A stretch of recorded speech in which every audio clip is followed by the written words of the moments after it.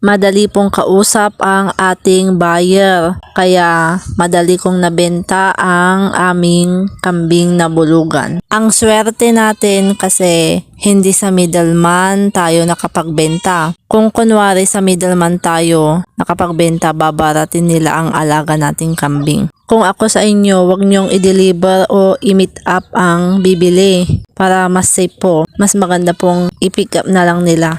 Kaya namin sila ibinenta dahil sa nanghihina na po ang nanay nila. Naubusan ng lakas dahil sa kadedede. Kaya wag po kayong manghinayang. Mas piliin nyo pong ibenta yung mga anak muna kasi yung nanay magbubuntis na naman. At saka bulog po sila, hindi po sila magagamit. Buti kung babae po yung anak, baka hindi namin naibenta. Yan na siya ngayon, may improvement na din. Mga kasama niya sa bahay yung mga kapatid niya. Yun yung nanay niya.